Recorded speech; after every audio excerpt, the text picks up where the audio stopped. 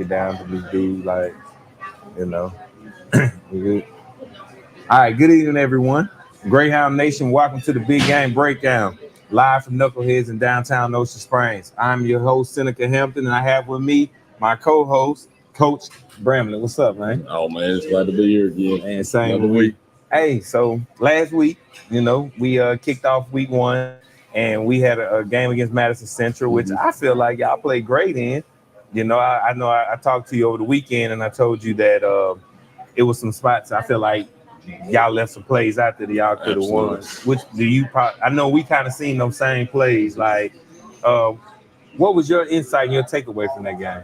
Yeah, I mean, that's looking back at it now. I mean, it's just a few missed opportunities here and there. And I told some people right after the game, they're like, well, how did you feel about your overall performance? I'm just, we're really, really close. Right. We're really close in a lot of areas, and I'm not just talking about winning the game, just very close to making some really big plays, very, very close to putting more points on the board, very close to making more stops. And, those little things when you're playing really good football teams, especially at this level, they make a huge difference. And it's the difference in the outcome of the game. And, it's those little small things that are going to make the difference against teams like Oak Grove, and they're going to make teams Picayune, your Northwest Rankin, your Gulfports, your Harrison Centrals.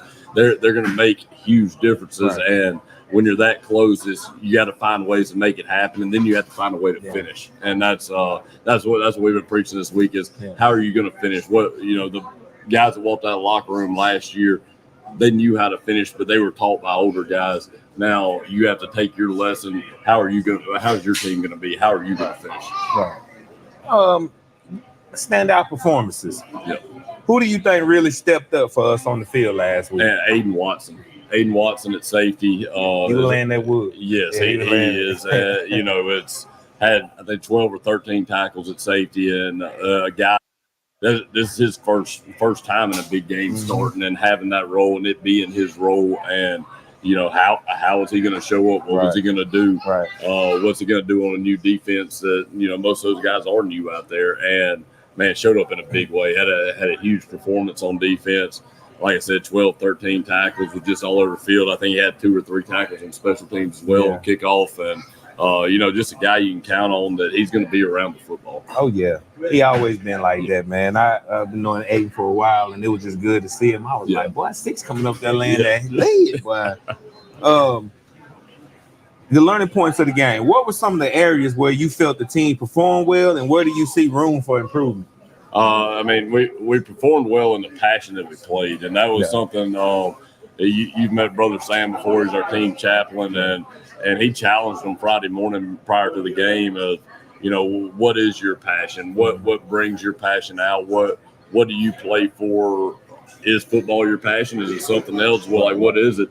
And it was areas that me and Brother Sam have spoke about, like, just a concern with a new football team, a lot of new places. Like, is that same passion going to be there? It's the same grittiness, the same, play your heart out every play going to be there this year as it has been the last 2. And I was very, very proud of the way that they came out and approached the field and approached that football team. And, there was no back down to them. They came out with the attitude, we don't care who you are. Right. We don't care who you are. We're coming here to play football and get our job done and handle our business. And that's something I was very proud of. And then the big plays that we executed on, man, we got to have those on offense. You're going to be a team that limits other football teams to 7 or 8 possessions throughout a game. You got to capitalize on your big plays, and then defense stepping out on the field and us not having a clue what it was going to look like. Right. We know the people, we know where they're going to be at, but have we seen them in a full game against another team?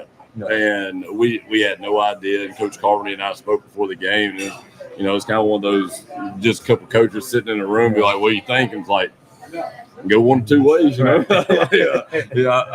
just don't know what to expect. I don't know how it's going to be handled. And man, the way the defense played in the first half was inspiring to the rest of the football team. They came out and they shut down, outside of the 2-minute drive before half, shut down a powerhouse for an entire half and gave the offense a chance to separate, which we didn't do on the offensive side of the ball, but they gave them the chance to separate in the first half, and I couldn't be more proud of the way the defense performed that night, and even the second half too. I mean, they're playing their tails off. It was just when you start stacking plays up against an offensive line and running backs and tight ends of that size and that caliber, you can only take so much, and second half kind of took over for them, and the offense didn't answer the bell as many times as we needed to, but they're going to get there. And then things to improve on, man. If we're able to get these clips up and all, that's a lot of the playlist that I made was the how close are you, and those small improvements on execution, and we're going to get there. Offense will get there, but it's new faces, new quarterback. It's got to find ways to connect. Right, most definitely. I think offense played good. For them being their first real test, just getting out there, there's like everything is off the table. I think they played good. Like I feel like from what I seen, you have two offenses. Yes, you do. And now you got to learn how to see how to use which one when you need that's it. part of the learning curve. I'm not putting it all on the players. It's myself, Coach Lampley, our whole offensive staff is learning how to incorporate both quarterbacks and when to do it, how to do it, what you're looking to do when you do it, because it can't all be all right, when two goes in, we're running the football. No, I mean, defenses are too good to prepare for that. I mean, you have to have a plan when you bounce back and forth. And we didn't know how if neither one of them started quarterback in 7-8 game before. So, again, back to the defensive thing, you don't know what it's going to look like. And that's one thing I did want to say is Connor White's play was very impressive, how poised he was in the pocket his first 7-8 game, how he delivered the football, kept his eyes downfield, continued to extend plays, threw the ball with pressure in his face, man. He really impressed me, and I wanted to make sure that he knew on the sideline when we go to number 2 and we're just looking for that extra spark, man, that's not on you. Right. We had a heck of a first half. Yeah, they did. We needed a spark in the second half, and that's part of the way our offense operates, and he understands that, and our offense understands that, and our whole team understands that, coaching staff as well. And, you battle back and forth with the people on the outside looking in why did you bench 7? No, he did bench 7. That's part of the way we practice. And that's something that Sherrod and I and Connor talked about. If I can hold you all the way to the second half, I want that defense staff to go in there and make their adjustments and come out with something different. And, that worked out for us. For one drive, we stalled on the last one, but, I still felt like we had some things there, and I put the last drive on me, and I told them that after the game. It's a situation where I shouldn't have been bullheaded and gone back. Even just a fourth down play, put Connor White in because we have so many different options with him on a 4th and 7 as opposed to what we've been working with Sherrod. And I mean, I felt confident in the play call, but you had more options whenever Connor went out there. And, that was something looking, outside looking in or looking back on, I probably would have done a little bit differently, but and Sherrod went out there and played his tail off and played with a lot of fire in the second half, and man, Connor was standing right there on the sideline cheering him on every time. And as soon as he came back off the field, I mean, he knows he knows how we operate, and now that we've seen it, we can start practicing the way that we're going to get them two on and off the field, and it's going to be. It should be fun to watch, especially if I can get it figured out. If I can get it figured out, they got it figured out. It's on me now. Right. When I asked you Saturday morning, to send me the clip so I can watch the game, man, I watched it, and I was just looking at it, and I was like, they lost, but it wasn't a bad loss because they're figuring out who they are against the top team, one of the top teams in the state. Yeah. And you really should have won the game. You know that. We all know that, but we didn't. It didn't hurt us physically, but we got better. I really do think we got better. And it's hard. It is hard to take good things out of a loss. It really is. Just from a pride standpoint and preaching it to your players and making sure they understand that, no, I'm not okay with the loss, but did we learn a lot? Yes, we learned a lot. We learned a lot of good things too. And it's not just, all right, we got a bunch of weaknesses we got to fix. No, guys, we got a bunch of strengths. We just got to figure out how to expel them at all times. And that's a lot of our practice week, man. It's been a really good practice week coming off of a loss, and very proud of the way they answered me. I talked to them on Friday. I was like, I'm not saying I want you to be proud of the loss, but I want you to be proud of the way you played. Right. And let the loss fall back on myself. Right. I want y'all to be proud of the way you played because y'all did play y'all's tails off. Y'all played good enough to win, and we just didn't get it done at the end. Okay. Yeah. That preparations for Oak Grove. Yeah. How has the team been preparing for Oak Grove this upcoming week? Well, obviously, not obviously. If you pay attention to high school football, they have a ton of tremendous athletes. Pipeline. Yeah, it's good. It's going good up there, but they look like a junior college football team. They're very impressive looking. They do what they do, and especially defensively. I mean, they're lock you down man coverage. If you can beat man coverage, you can beat us, and that's what they say. And they have the athletes to do it. Offensively, they're getting a little more creative this year. I'll give them that much. They are. Playing with some formations, playing with some personnel, trying to figure out who they are on offense with a new quarterback. But several stud receivers, 2 stud running backs, they Oak Grove. A really good offensive line. They're young on the offensive line, but they're good. And then defensively, they're a little bit older, more experienced. They got a couple transfers in, and their linebacking core is impressive. Obviously, their D line's got 2 or 3 high Division I caliber players, and then their DBs are always good. So. But the preparation for this week,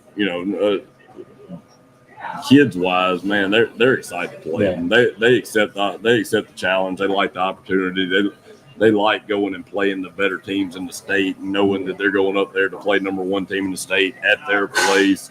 Nothing to lose. Y'all can think we're underdogs. We'll come out and show it. So proud of them for that attitude towards it. And then on the coaching side of it is put a great plan together and then let the kids go play football. Get it to your athletes in space, and then let your defense play nasty, and that's how we're going to roll. Oh, yeah. You're on the road. Yep. This is real first road tip. Like we talk about the schedule every week, so you're going on the road to Oak Grove to play in that hostile environment. Like, what kind of challenge does this bring? No, I mean, it tests you for what you're going to see later. And that's we've talked about this before as far as scheduling for what we're preparing for. And this type of game is what your second round and your South State playoffs are made of. Like, you're going to have to go on the road at some point. Most of the time, you're going to have to go to a great environment. You're going to play great football teams on the road. You've got to know how to prepare yourself on Monday through Thursday, and then on Friday all day when you're about to get on a bus for anywhere from an hour and a half to 3 hours, and then go play a great football team whose community surrounds them almost as good as Ocean Springs surrounds us. And that's one. It's fun to play in those environments. You don't want to play in a dead stadium. I mean, that's you go up to play Oak Grove, you go up to play Petal, Brandon, Madison Central, Clinton, you name it. They're going to pack the stands out, and that's a fun environment to play in. As much as you like shutting somebody down, you don't like going and playing somewhere where the stadium's empty. And I never worry about our side, and going to places like that, you don't worry about their side either. And it's a fun opportunity, and then you're playing the best teams in the state, or what is called the best team in the state right now. And I think they're right up there. I mean, they're going to end up top 5 in the state no matter what. And you get the opportunity to play them and show what you're made of. And that's why these guys are playing football. Let me show you what I'm made of. Right. Most definitely. What's the main message you've been sharing with the team this week as they gear up? just like we talked about a second ago. How close are you? How close are you, and how quickly can you close the gap? And that's, they know that this test is coming up right after the last test we just had. It's not like a bye week or a couple slack games in between. I mean, it's done with one. Here's the next monster, and how close can you close that gap? And they've responded very well to. How do we finish drives? Do we stall on the 5-yard line? Do we stall at the goal line? Do we stall on the 30? Do we, on defense, do we let them get to 3rd and 12 and then not get off the field? How quickly do you close the gap? And that's what we've been working on all week, and they've been bouncing around. They've had some fire to them, and really excited about it. Are there any players you think we should keep an eye on? For us or them? For them. All of them. Their quarterback's a young quarterback. He's a sophomore. He is very impressive, especially for a sophomore. He does a great job of getting out of the pocket, extending the play. And when I say extending the play, I'm talking, 10, 12, 14 seconds, finding ways to keep the play alive behind the line of scrimmage, keeping his eyes downfield and letting his athletes work. He is a problem in the backfield if you don't contain him. And then Kylan Champagne, number 7's a really, really good running back. He was real close to being an all-state guy this past year. He's right there with Will Smith. I put them top 2 running backs in 7A as far as seniors go. And then they had a receiver move in from Columbia that's a Division I SEC type kid. And I think he's number 9, if I'm not mistaken. Defensively, 95. He's a Maddox kid. He's committed to Ole Miss. Been a problem for everybody since he's been a sophomore. And he's a senior this year. Number 44 looks just like him. He's right beside him. And then 3 linebackers that look like Division I linebackers. I mean, they're big. They can run, 15, 13, and I think the other one's in 14. But I mean, it's a really good linebacker crew. I mean, they're an impressive looking football team. Right. Yeah. The game's gonna be exciting to watch. What's the one thing you think we need to do right coming out the back when the game kicks off? Start the game fast. We've always been, since I've been here, we have been a first half offense that puts up a lot of points in the first half and really separates football games. And some of that accredited to the games that were got a little bit out of hand in the first half, and then you end up having a running clock in the second half, and then that begins to be the way you operate. Now we've got to learn how to finish a full game because we haven't done it a lot in the last 3 to 4 years, but we have got to separate in the first half and then keep our foot down in the second half. And that's something offensively we've really got to work on. Defense, you hold them down in the first half, we're going to put points up, and then in the second half we're going to play it out the rest of the way. Right. And I know people get tired, especially we don't have a lot of depth on defense right now. Right. You get a little tired in the second half, it's okay. Yeah. We're going to separate ourselves enough in the first half to where it doesn't matter as much. That way we can go score for score in the second half, and it doesn't matter. Yeah, right. All right, so before we close out, we got the footage loaded up of the Madison Central game, so we can go look at these. I missed out a couple of clips to end it off, but yeah. All right, waiting on that.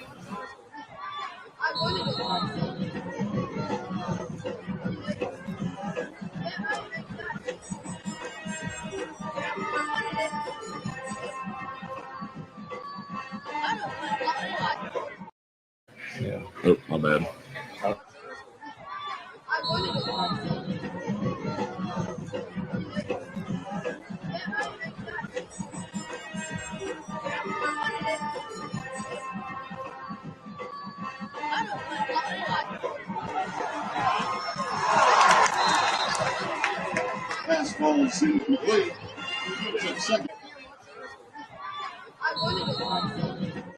Look, I told everybody all week, I was like, if we get this ball off to Bryson right here, it's a touchdown, right? No matter what. And the protection broke down on the right side right there. Connor had to get rid of it early, and it was still an opportunity for a big play. He hit Sherrod in the chest at 40 yards downfield. But if you watch right there at the end of the clip when Bryson's popping in the middle, I mean, it is a surefire touchdown. And that's why I go back to how close are we? Right. How close are we? You're that close to scoring on the first play of the season.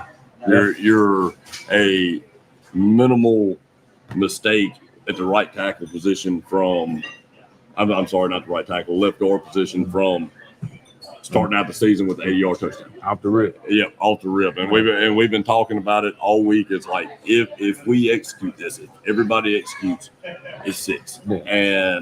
But offense, man, it takes 11 people doing the right thing. Yeah, it takes 11 people to do the right thing. I mess with defense all the time. One of them can screw up and make a good play, and everybody else doesn't do anything, and it's okay. But on offense, if you're looking at 3 receivers and a running back over there all running around in the field, and you're like, what happened? And it's like, well, we had one mistake on the offensive line up front. And it wasn't a big mistake, it was a minor one, but it gave Connor some pressure, and he had to get rid of it. He couldn't wait on it to pop. Right. And, it's just how close are you? Right. How close are you? Right. I don't know if it's – we had the other one. Yeah.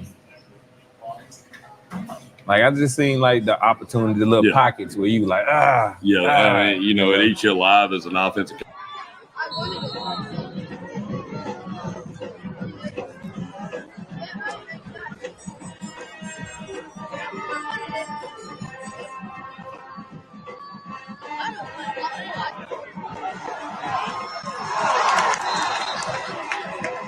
Fastball is incomplete. Second.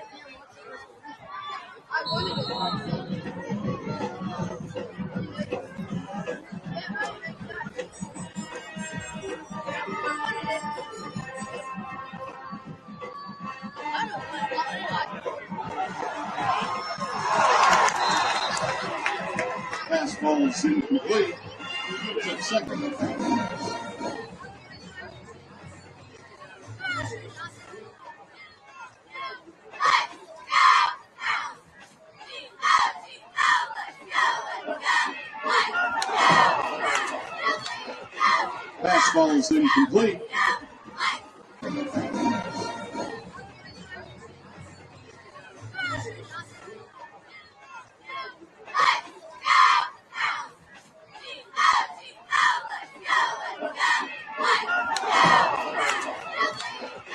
Fastball is incomplete.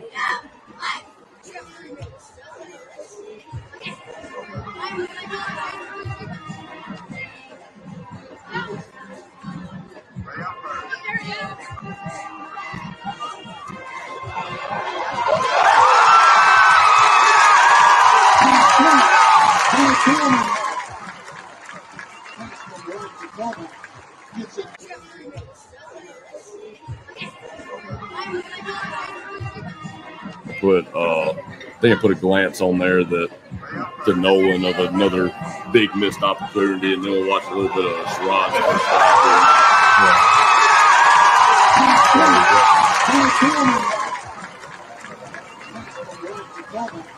Froze up on. No, you good.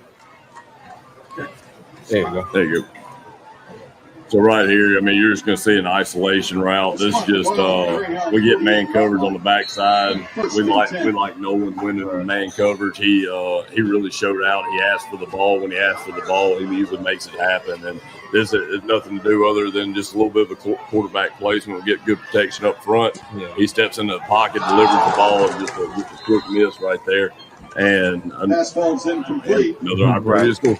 Another opportunity to score, man. Yeah. You can't miss those. That puts you up 21-0 at the half. That's 21-0 at the half, and it's an opportunity to, like I said, extend that lead going into halftime to where you can go blow for blow in the second half, and you're okay at that point. Whenever they're getting the ball to start the second half, you're only up 2 scores. You can't go blow for blow at that point. Oh man, that was making any more. You can stop it right there. Because I can talk about when Sherrod came out. I mean,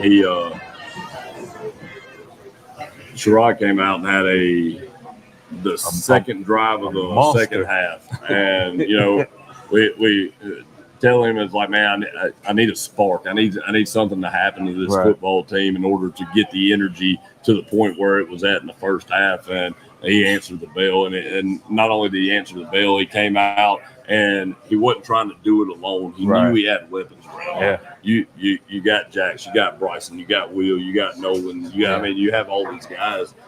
Let them do work. Right. And he came out there, ran the ball the first play. Next play, hands a speed sweep off to Bryson, and Bryson picks up 15 to 20. Mm-hmm. Next play, throws a fade to Odie. Odie gets a PI because he smokes a guy on a fade. And I said, hey, I like that adding Odie. Bump it up 15 yards. He hands the ball to Will. Will picks up 8 to 10. Comes back, run the ball, chop. He picks up 15 to 20. Comes back, throws a fade to Nolan, and he scores. And it was just that electric type of drive that's like, all right, we're about to roll at this point. And we all know it didn't pan out that way, but he got the team to a point where they felt confident that this game was in our hands. Yeah. It was in our hands to win or lose. And he came out there and he did that part. Now, like I said, it's my job to figure out how to use that in the right times. Yeah. You got your hands, tied up for you for the next. I like it. It's a good problem. It's a great problem to have. It's a very fortunate problem. I ain't mad about you, man. Well, Coach, you got anything else you want to let the Greyhound Nation know before we let you go enjoy your state? Just want to make sure everybody knows how proud I was of those kids for the way they played in that football game. I know it didn't pan out the way that everybody wanted it to, but great football game, great atmosphere. The stands were great again. The kids played their tails off, and I couldn't be more proud of them for that part of it. And they are a young team. They're going to figure it out.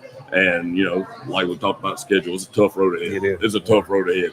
But we just played one of the top 5 teams in the state and went blow for blow with them, and felt like we should have came out on top. So there's a lot of upside to this team, a lot to expect out of them, and we're excited as coaches to see it. I know y'all are excited as fans to see it, and these players are excited to put on the field. Oh, definitely. Y'all going into, you're going through the gauntlet of non-region to get prepared for your tough region, just to get ready for that brutal 7A schedule, which is very tough. That's right. And that it doesn't get any easier when you get to non-region, and then when you get to playoffs, you're right back to the same gauntlet we were just in. So, but you know them this time. Yeah, now we know them. Now we know them. We know what to feel like. There won't be sitting in the coach's office saying, what do you think? I don't know. Well, now we know. Now we know. No.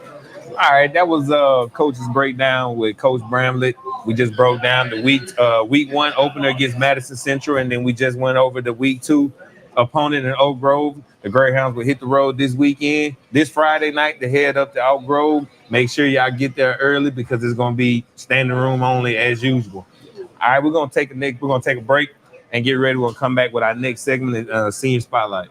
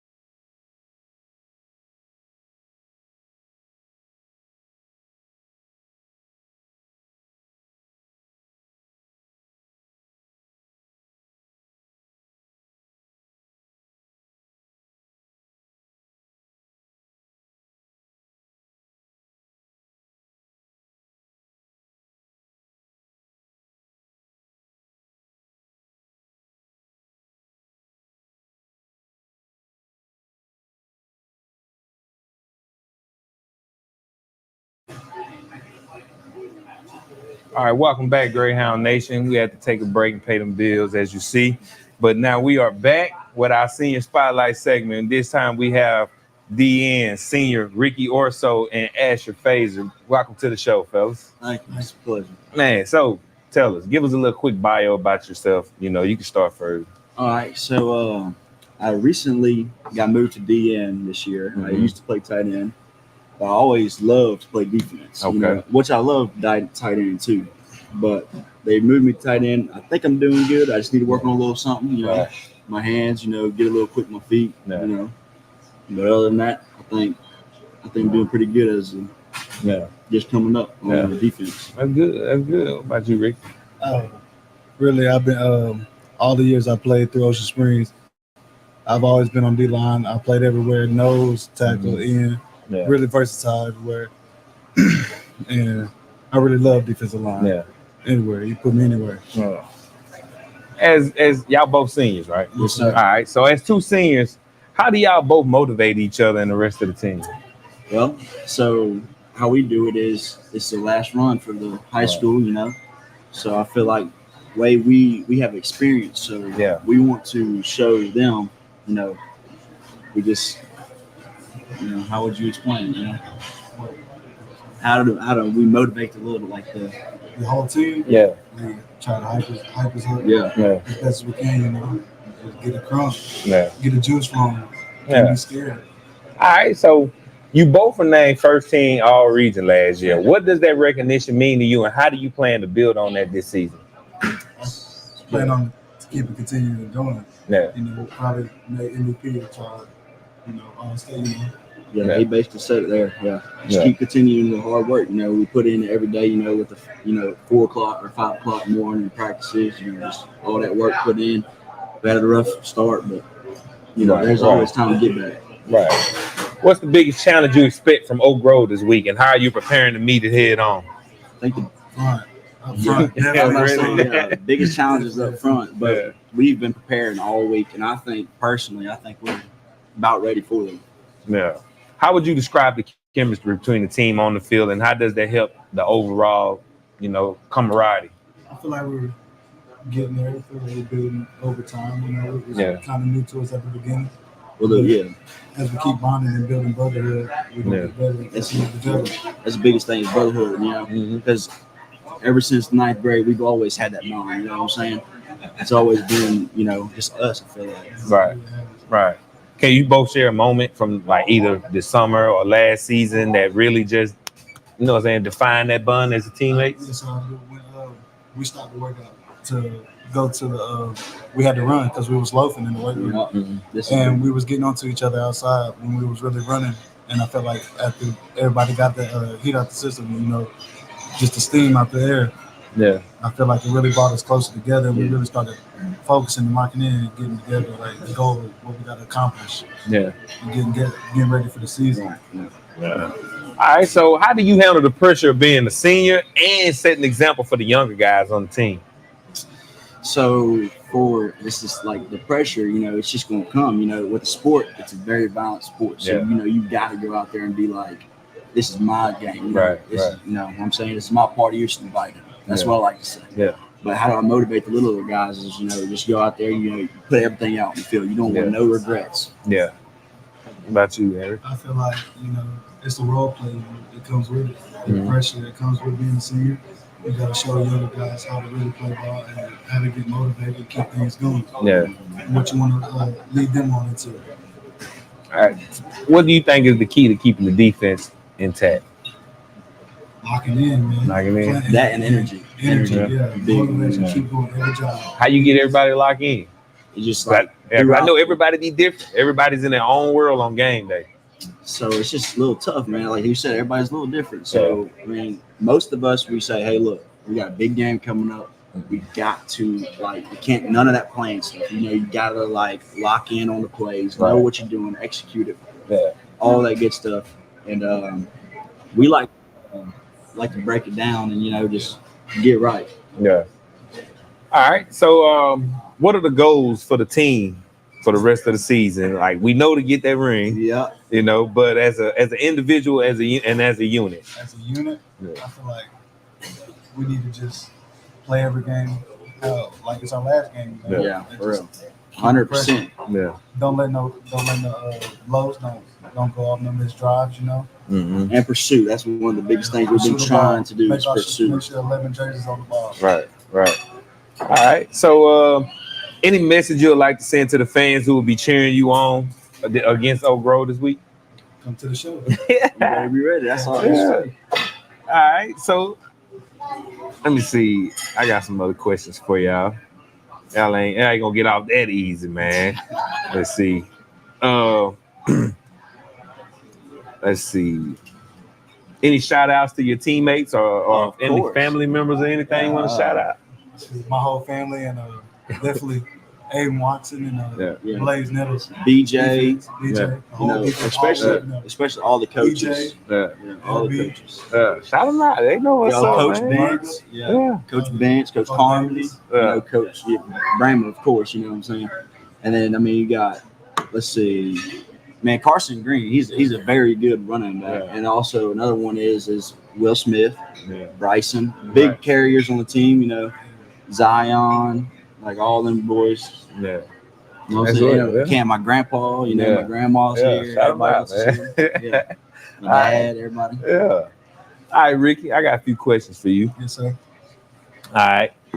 Being named first team all region on the defensive line is no small feat. What do you think contribute most to your success last season? Really, my motor, keeping my feet going, pressing the quarterback, and going every play that I could, because I was subbing on and off, rotating. Yeah. So every chance I got to get in, I was just going 100. When with that motor, like do you wear out? Do you get tired? I get tired. Everybody get tired, Because there's some guys that got high motor that just stay on all day. Like, which one are you? You get tired. You gonna get tired? So you're a realist. I'm gonna keep it real. Yeah, you're a realist. I appreciate that. I'm gonna try my hardest and keep pushing it till I quit. Yeah. All right, Asher.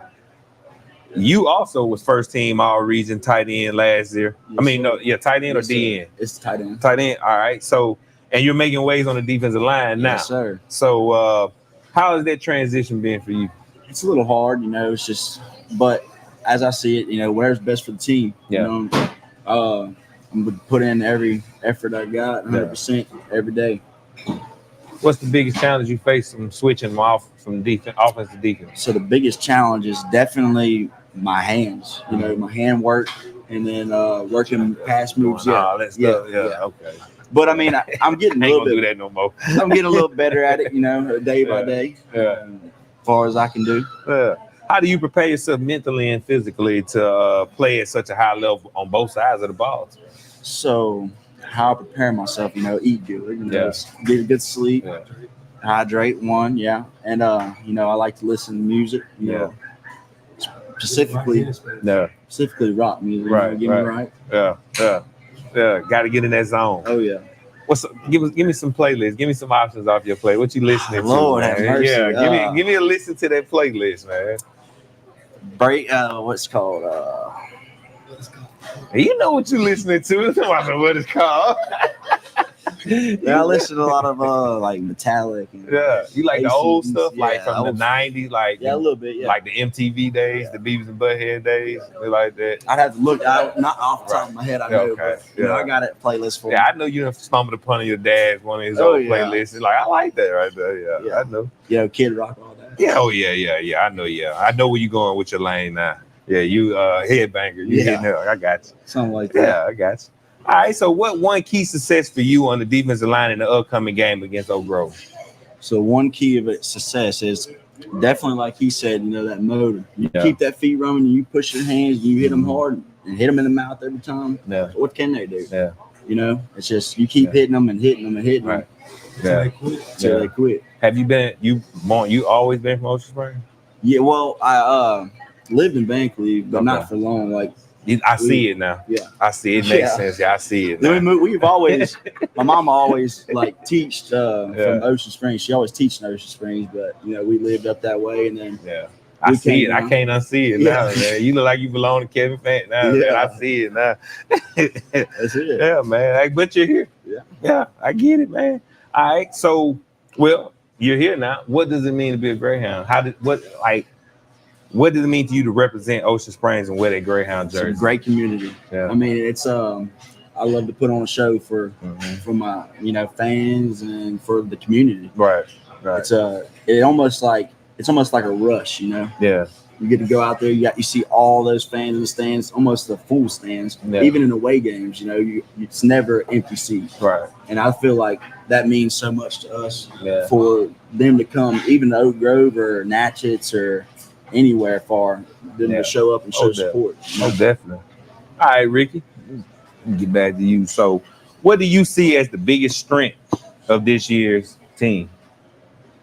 Like us, Yeah. as a group, I feel like our biggest strength is definitely a little bit of offense. Most definitely a lot offense. of weapons on offense. We got a bunch. But I of see a lot targets. of your offense having to play defense though too. Yeah, we got to go both ways. Yeah. It's just the way it's got to be. Yeah, it's just the way it is. All right, so how are y'all preparing for the challenge of facing Oak Grove this week, and what's the game plan to disrupt their offense? They got a young quarterback, but he's exciting to watch.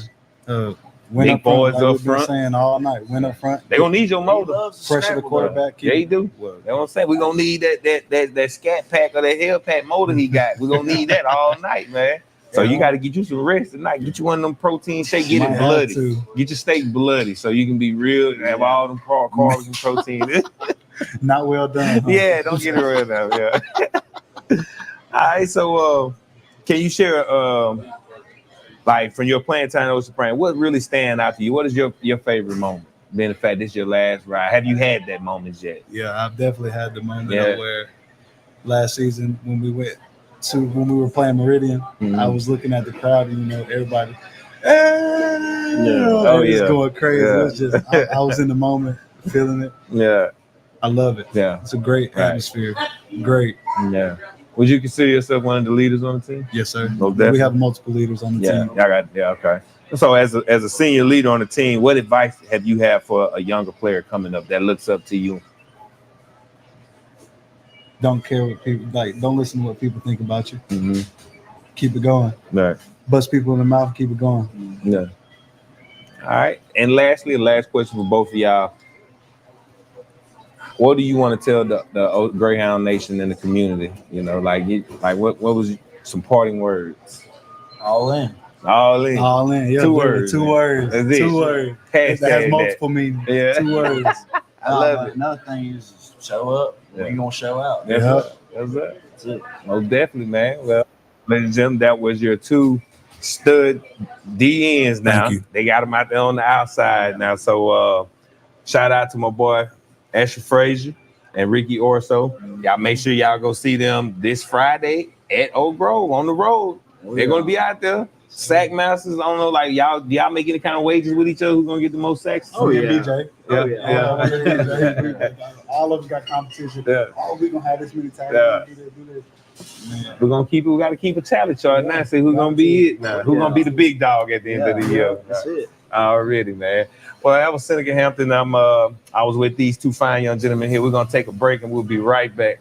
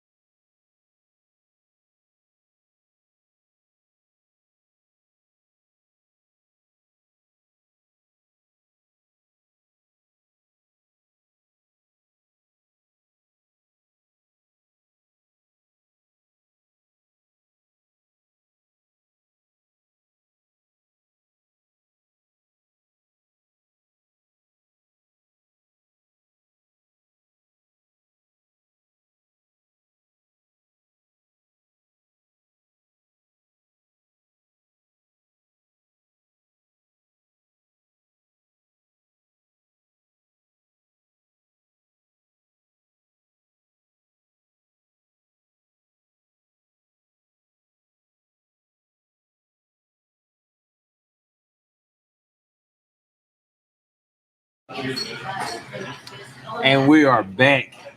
We are now with our coaching spotlight. And this week up next, we have Coach Chase Carmody, our defensive coordinator here at Ocean Springs. Coach Carmody brings a wealth of experience to the Greyhounds. Having played his college football at Delta State, he started his coaching career as a D-line coach at Madison Central and then moved on to become the defensive coordinator at Pearl, where he helped led the team to a state championship. Interestingly, that year before, his Pearl squad faced a tough loss to our own Greyhounds in the state championship while he was at Clinton. He later took on the role as head coach at Pat Christian for 3 years, and now he's here at Ocean Springs leading our defense. Coach Carmody, is it great to have you here with us tonight?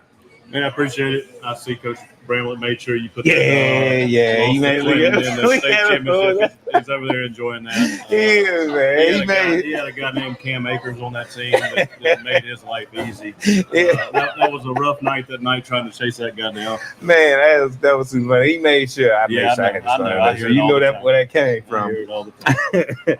Coach, your defense has shown a lot of promise this season. What's been the focus of your defensive strategy going into these early games? Man, it's just we got so many new people. Just finding out what our strengths and weaknesses are. How do we cover up our weaknesses? How do we emphasize our strengths? How do we get people in the right spots?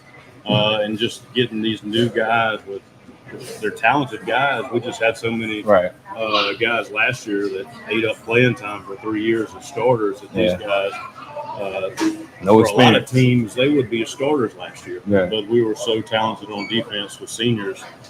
They just didn't get a lot of quality reps until we were blowing people out in second halves last year. So getting these guys experience, this non-region schedule is going to be huge.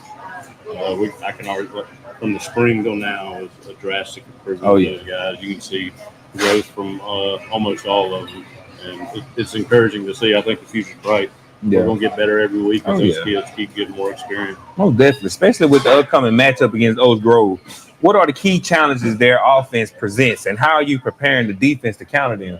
Well, it's a lot of challenges with them because a lot of teams you can take away 1 or 2 guys. They got 1 or 2 that we'll put on our board and we'll take away this guy, take away this guy. This is what they do. That's what we want. With them, they're talented everywhere. Right. So it's hard to focus on just 1 or 2 guys. The offensive line's big. The running back is very talented, and then the receivers, they all look the same. Yeah. They can all fly. They can all catch it. And the quarterback's a sophomore, so got to get to him early. He looked pretty poised in that win. He did. Standing tall in that Jamboree against Gulfport. He did not look like a sophomore. No, he did not. But we'll see if we can try to get to him and try to with those guys you'll talk to earlier. Hopefully they can get some pressure. Ricky and Asher and DJ and a couple of our linebackers. I was just going to say, we got some great senior leaders like Ricky Orso and Asher Fazer on the line. How do you see their leadership impacting that defense overall?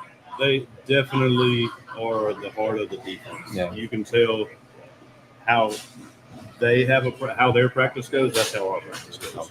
Every day. If they're on point and they're having a good day, we have a good day as a defense. They're kind of the heart and soul of that group. They get everybody pumped up. And then BJ's kind of your calm, collective one that gathers everybody back when we need to regroup. But that D line is probably definitely our leaders in the defense. It's good to have solid dogs up front, man. It is. Looking back at the games against Madison Central, what adjustments are you looking to make heading into this week? Well, I thought the first half we played really well. I thought the first half give up that touchdown right before halftime. You wish you didn't, but the second half, I think tackling was one of our biggest issues. We got to get better at that, and just one gap here, somebody not in the right gap, just not fitting something right, and it turns a -2 play into a 10-yard gain for them, and just didn't close it out. How do you work with your players to help them develop not just their skills, but also their football IQ and decision-making on the field? Yeah, we watch a lot at film. We do that more than probably most teams in the state. We meet almost every day. But y'all got a nice film room to look at film. Yeah, we do. You got a nice office too. I checked that out during the ribbon. You got a nice office, man.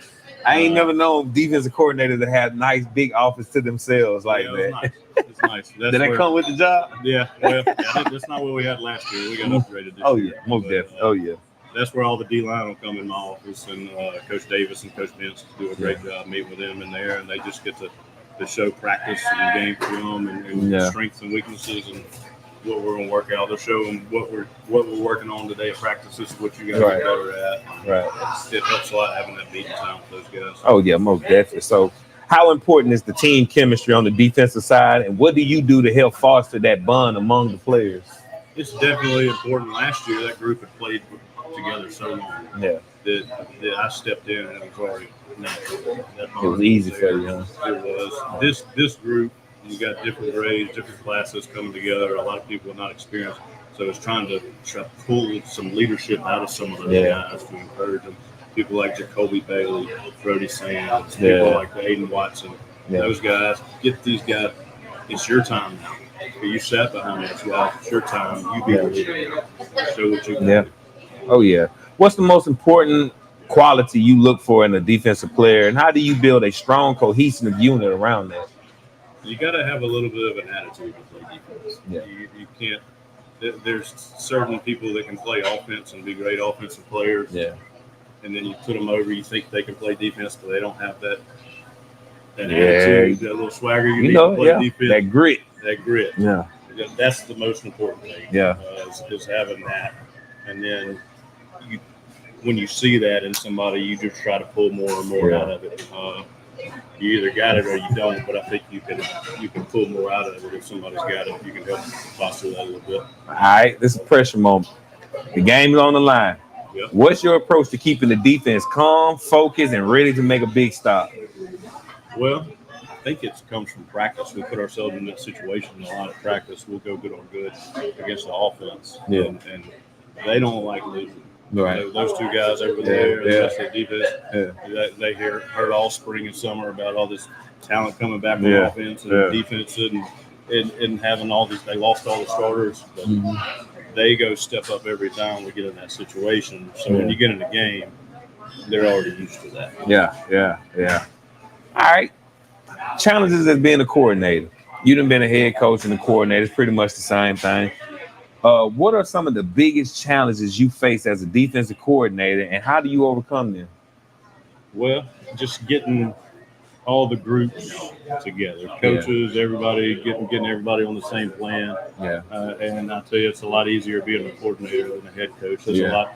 Only one side of the ball and no parents to deal with. A lot less headaches. You get to go coach, and that's what I'm really enjoying doing. Getting back to coaching. Oh yeah, most definitely, and that's what we want. We want our coaches to be able to coach these players. And so as you look ahead to the rest of the season, what are your goals for this defense, and what do you want them to achieve? I want us to get better every week. And by the time we get to region play, hopefully people won't be. Last year was one of the best defenses those Springs ever had, but I don't want people by the time we get to region play saying, wish we had that defense last year. Right. We're going to step up, and we're going to be right there at that level come region play. If there's one message you can give to your defensive players before they take that field, what would it be? Leave it all out there. I mean, you've worked hard. It's finally your time to shine. For most of them, people like Ricky and BJ and Asher have played a little bit, but all these other guys. Friday night, you're playing the number one team in the state. Go show what you got. This is your chance to do it. Most definitely. We're going to be tuned in this Friday in Oak Grove. Coach, appreciate you for coming on the show, man. So we hopefully when we come back, you come back next time, we talking about how you got the number one defense in the state, 7A. That's the goal. All right, man. All right, we're going to be right back with Coach Bramlett to wrap things up. Pay some bills.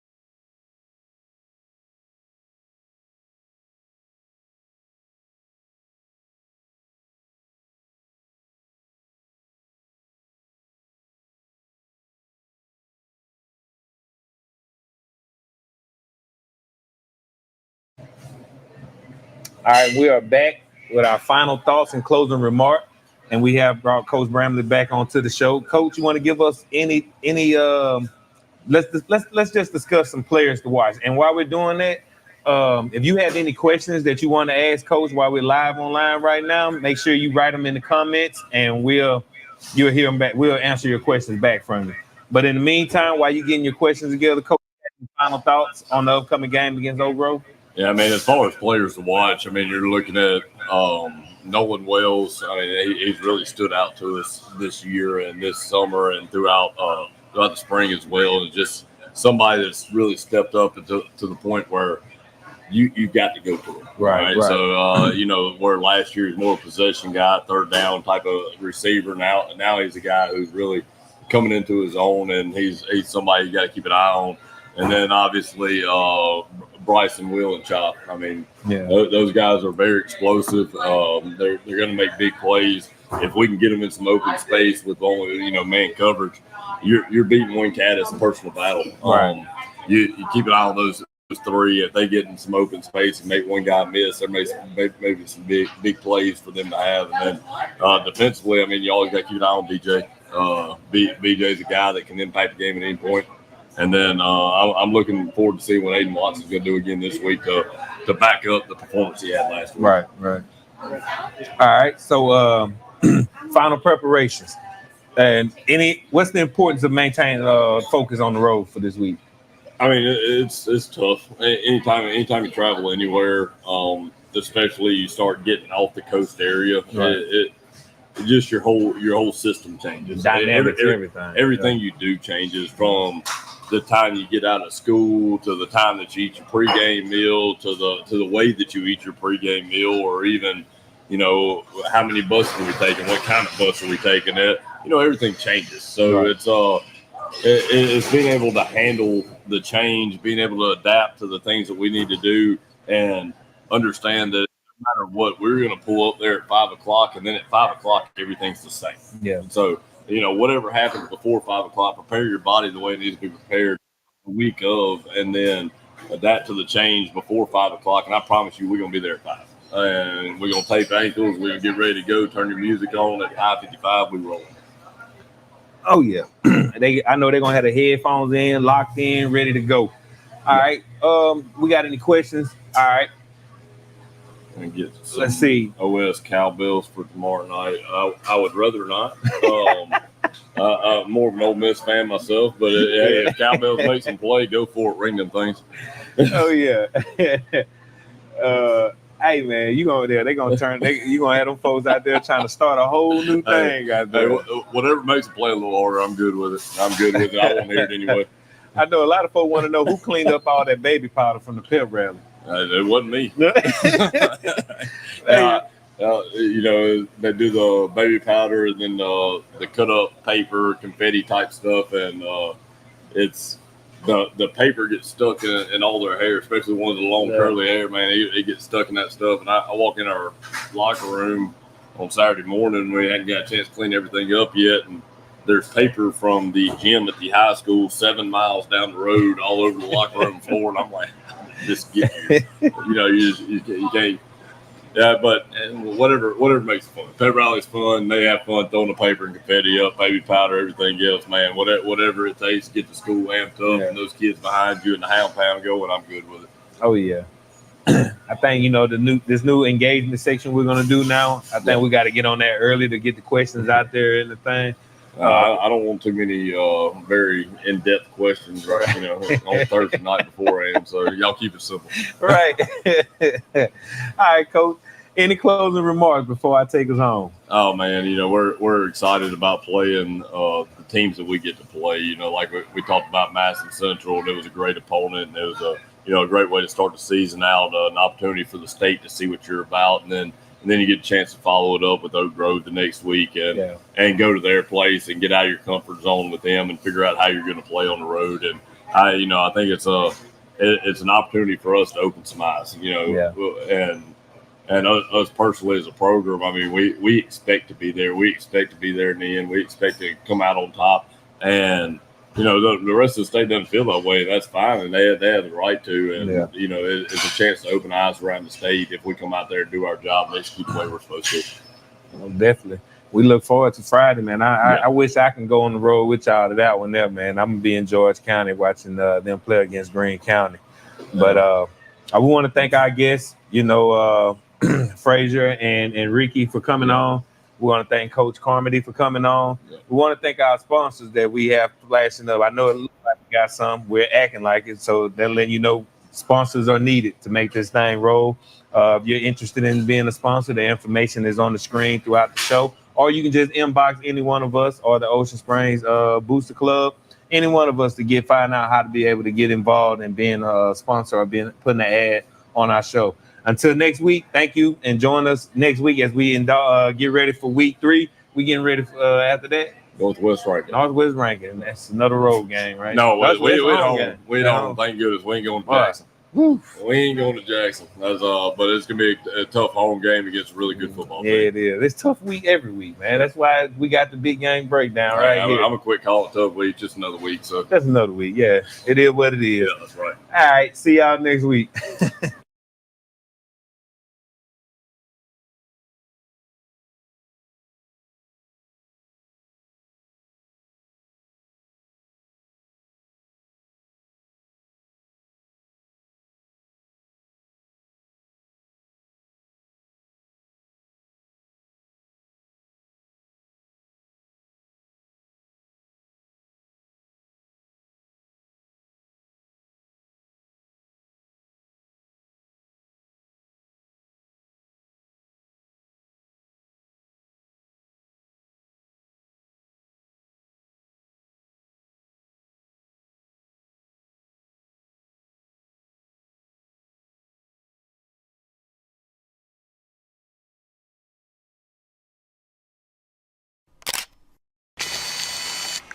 Seneca, Hampton, where you at, boss?